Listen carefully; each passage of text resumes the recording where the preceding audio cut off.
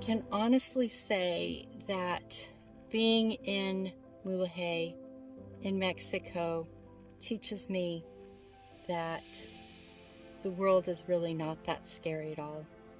There are wonderful people all over the planet, and they live in community, they live peaceful lives, they're kind.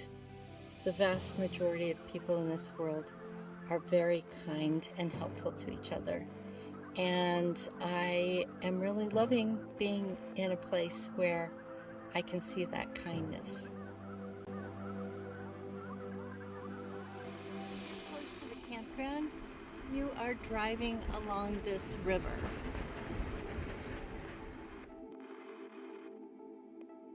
In this episode, I arrive at Huerta de Don Chano in Mulegé, Baja California Sur.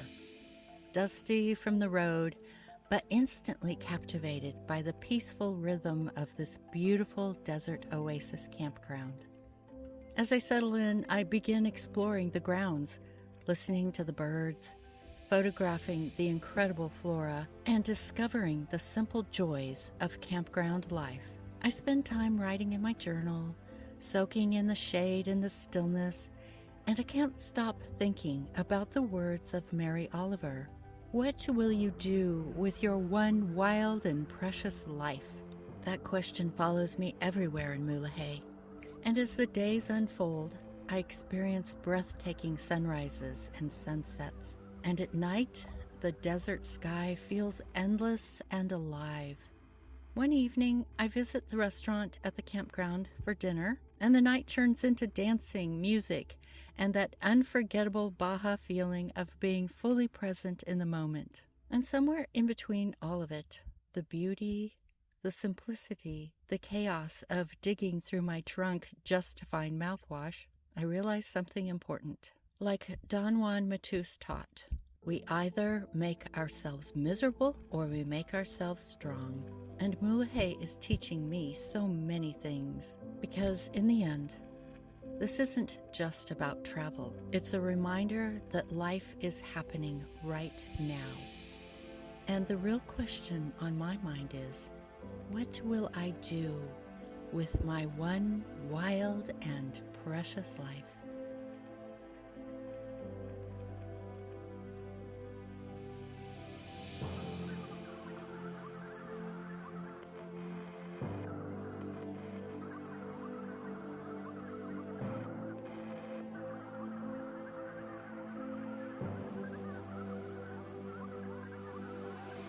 To the Don Chano campground and RV park, the way I always seem to arrive in places like this, dusty, sun-warmed, and half dreaming, as if Baja itself had been driving the car instead of me. The entrance felt like a threshold to an oasis. One moment I was still on the road, surrounded by the endless desert light, and the next I was pulling into a world of palms and shade and quiet movement. These yellow flowers are one of my favorite. It didn't feel like just a campground. It felt like a little village, a place with its own rhythm, and I could feel it immediately. Mulege was going to change something in me, the way water changes stone, one moment at a time.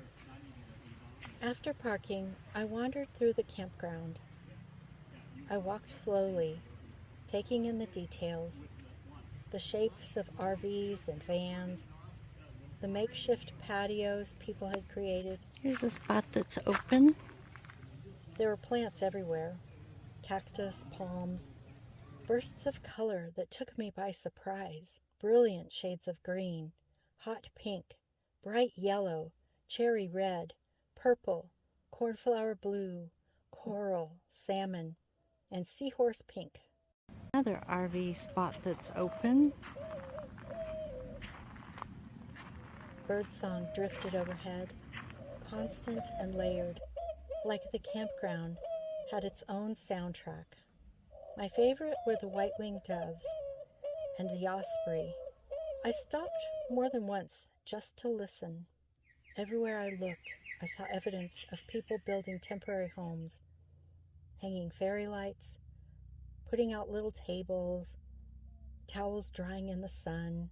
It made me think of the strange beauty of the nomad life, how we carry our homes with us, and how quickly we learn to belong.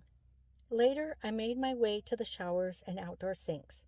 Something about them felt so simple and satisfying. Practical, unglamorous, and yet oddly sacred. Travel strips life down to basics.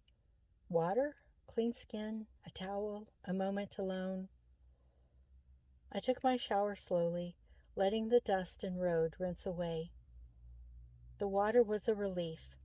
It was renewal. It reminded me that even in the wildness of this journey, I could still take care of myself. Afterward, standing at the outdoor sink, brushing my teeth, I looked at my reflection in the narrow mirror, framed in decorative ceramic tiles, and I thought, this is what it means to live deliberately. One of the most fascinating sights at Huerta de Don Chano was the construction of the new pool. I watched it like it was a kind of metaphor unfolding in real time. Workers moving in the sun, shaping the ground, building something that didn't exist yesterday. There was something hopeful about it, like a cool drink of water at the end of a hot day. The campground felt like a symbol. It made me think about transformation, about how places reinvent themselves, and about how people do too. Don Juan Matus once said, "We either make ourselves miserable or we make ourselves strong. The amount of work is the same." And I would add that it's a choice. Every day we make choices that either make us miserable and weak or that make us strong and empowered. I'm choosing a path with heart that is deeply fulfilling and incredibly empowering. And watching the pool being built, I felt it in my bones. The work of creating a life is the same work as destroying one. It's the direction that changes everything. It's the daily choices that change everything. What if I lived like this? What if this was my home base? What if I stayed here every winter? The thought hung in the air like the sweet scent of the lush, abundant flowers. The plants at the campground kept pulling me in. I photographed them the way I photograph everything that makes me feel alive. Close-up shots of leaves, the textures of cactus skin, the way sunlight hit a flower at an angle that felt like a blessing. The flora decorated the campground, defining each of the camping spots with tall palm trees, lush mango orangey canna lilies, and bushy trumpet flowers. The green carpeted everything. It was proof that life always finds a way, and every time I lifted my camera, I felt like I was collecting evidence, not just of what Mulege looked like, but of what it felt like. One day I wandered to the little free exchange library, and I loved it instantly. A set of shelves full of worn spines, books that had traveled more miles than most people ever will.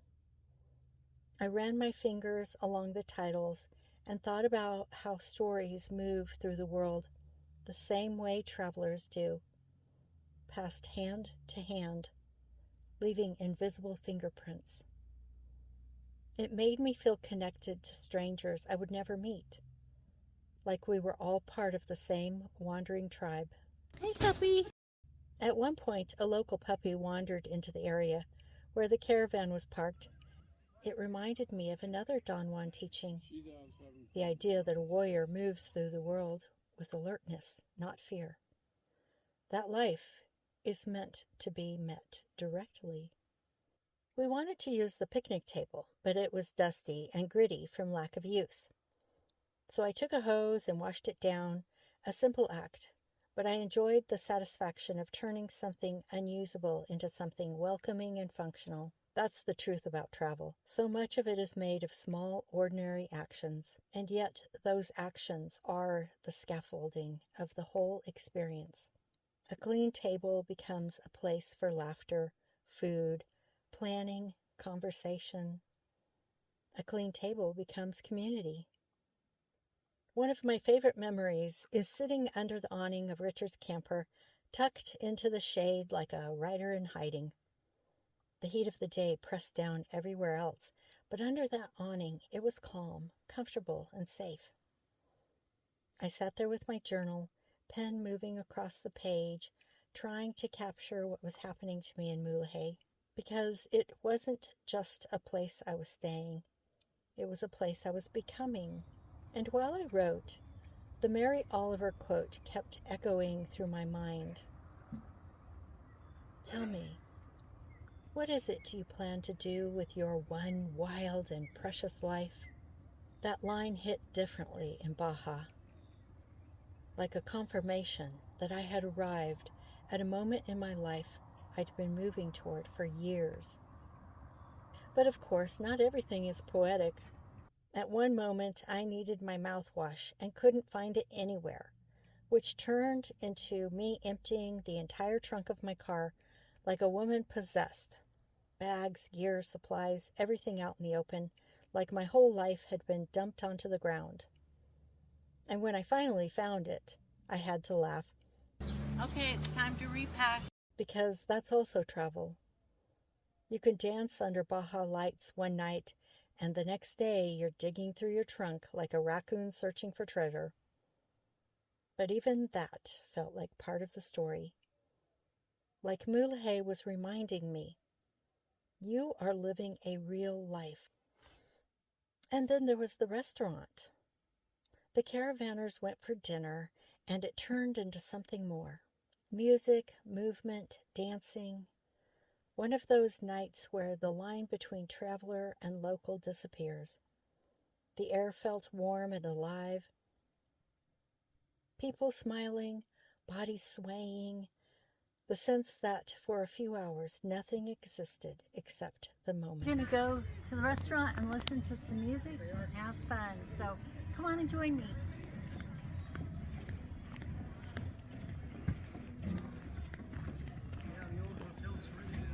The desert outside could have been silent and endless, but inside that space, there was rhythm. I remember thinking, this is why I came.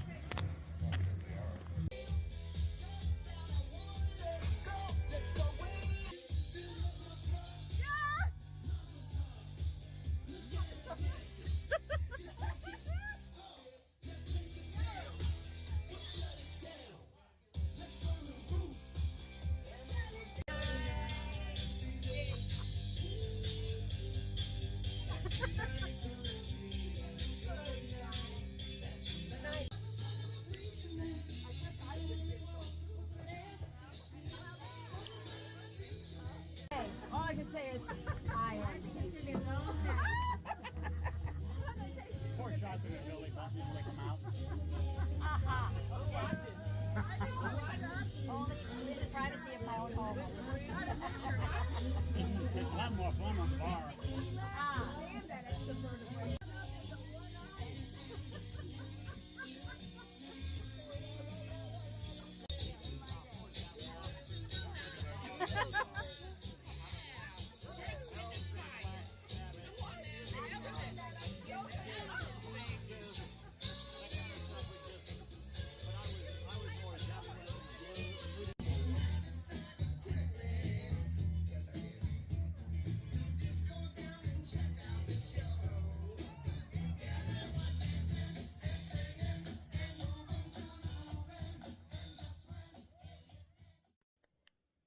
Every day begins and ends with beauty. The sunrise in Mulege doesn't just rise, it unfolds. Light spills slowly across the sky, turning the palms into silhouettes, waking the campground gently. The air is cool in the morning, soft, almost holy, and the sunsets are something else entirely. The sky burns gold and pink and deep orange, and for a while everything looks like it's lit from inside. In the mornings, I stand there watching it, feeling the strange ache that comes when something is just too beautiful to hold. Those were the moments when I understood the Don Juan idea of paying attention, of placing awareness where it matters. Because if you don't look, you miss your life. And Mulege was constantly offering me reminders to look. In the quiet hours, especially in the morning, I listened to the birds. Their calls echoed through the campground, like a language older than anything we speak. Some sounded sharp and bright. Others sounded like flutes. Sometimes I'd just sit and listen, not doing anything else.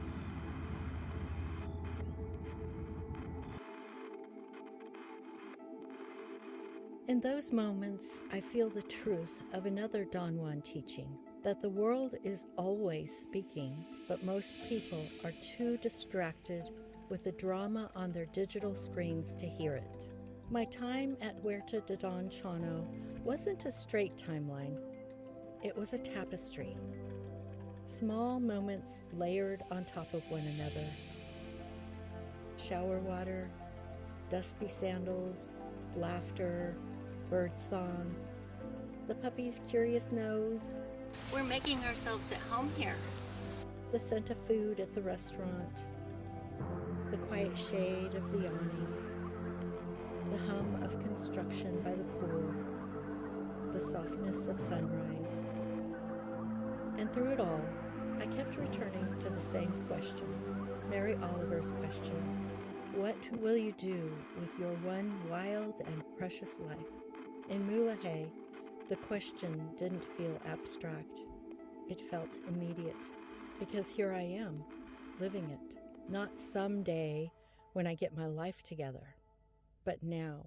And maybe that is the real lesson Mulege gave me. Not that life is meant to be perfect, but that it is meant to be lived with awareness. Don Juan said that a warrior chooses a path with heart. And in Mulege, sitting in the shade, listening to the birds, watching the sky catch fire at sunset, I feel something inside me settle into place. This road I'm on, this strange, dusty, inconvenient, beautiful road, is a path with heart, and I am walking it. And this is how I'm choosing to spend my one wild and precious life.